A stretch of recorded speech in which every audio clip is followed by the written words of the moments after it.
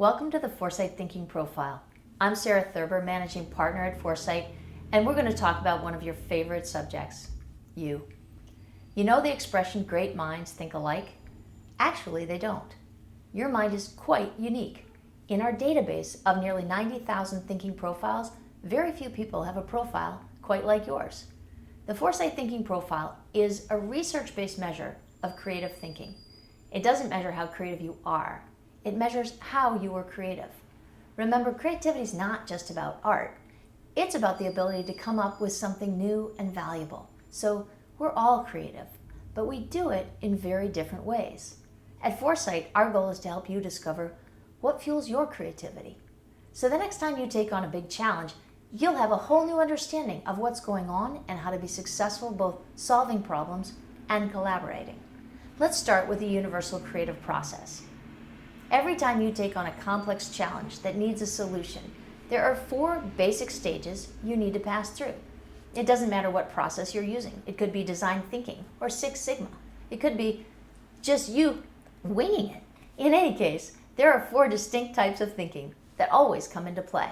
We know this because our research draws on 65 years of study into human creativity. While there are millions of ways to manifest creativity, there is only one universal process that drives it. First, you clarify the challenge. Then you generate ideas. You develop workable solutions and you implement them. Success requires all 4 types of thinking, so you'd think we'd use them all equally, but we don't. More than 80% of us prefer some of these thinking styles over others. We call those thinking preferences. Thinking preferences are hard to see, but they can cause a lot of stress in relationships.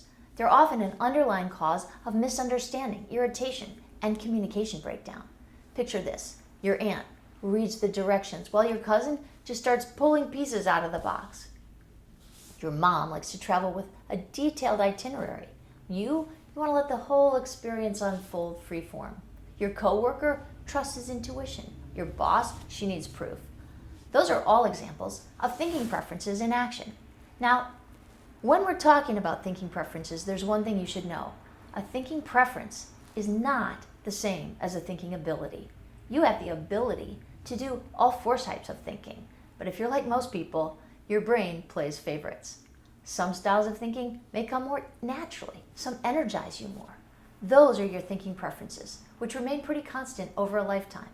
Your thinking abilities, however, can change and improve with training and practice. Given that FourSight measures your preferences, it follows that you can't possibly get a bad score on this measure because it's simply measuring how much you like something.